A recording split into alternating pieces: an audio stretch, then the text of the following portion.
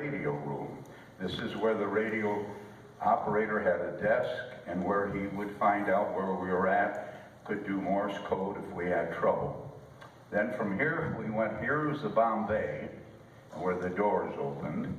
Here was the flight engineer. Just like on a jet today, there are flight engineers to watch the oil pressure and this and that. Our top turret gunner was the flight engineer. Here's the cockpit. On the left side was the pilot. On the right side was the co-pilot. Now we go up here, and there was a desk here, and that's where the navigator, he was the guy that plotted the course. I admired these guys because if they were off, you could be in serious trouble. And this is where I flew. I had the best seat in the house. And people have asked me, and I'll have some question and answer sessions later, what was the most dangerous spot on the plane? All of them. Nobody 5 miles down could say, I'm going to pick this guy off up here. They were fortunate if they could hit the plane, which they did many times. This here, that's okay, Mike. Can you open that? Just the back. No, here. Thank you. I didn't rehearse this. This here is a picture painted by a guy I had met, most World War II airmen. The Germans knew the war was over. It ended May 8th. So they asked if B-17s and British Lancaster bombers could put plywood floors in the bomb bay and load it up with K rations. Why? It's like Taylor and I having a fight. Taylor beats the tar out of me, and he's walking away, and I pick up a rock and throw it at him. That's not a good analogy. But the Germans knew the war was over. But what did they do?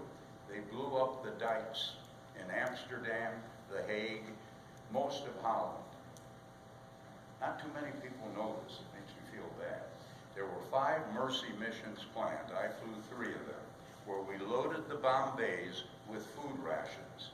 Instead, get this, of flying at 25,000 feet, we came in at 1 to 200 feet. 1 to 200 feet, and dropped the food. Unfortunately, a lot of it we dropped in their canals and stuff, but the Germans agreed not to fire on us, and yet I received a book from a man from Holland where they said they did use some small arms firing at the B-17s. We didn't get hit. We dropped 111 tons of food to the people of Holland. And a side note, when I got home at the old age of 20, I was sitting with my dad in the kitchen, and he wanted to know all about it. And I said, you know, Dad, it was such a beautiful way to end the war. I did something good instead of bad. It's a tough thing, guys. Believe me, when you're dropping bombs, you don't see it. Thank God. My son, and I won't mention his name, many years ago when he was a little boy, asked me, Daddy, how many men did you kill? And I said, don't you ever ask me that again. I have no idea, and I'm glad I don't, because I know it would have been in the thousands. Anyway, the people of Holland were waving, and they had flowers on the rooftops, believe me or not, saying, God bless you, boys. It was such a beautiful thing. Dallas. You all know her? Yeah. Give her a hand. All right. The first thing this young lady's going to put on, remember you volunteered, is our Mae West. And this is what we call a Mae West. Now, why did we call this? It's tough to hold this and do this.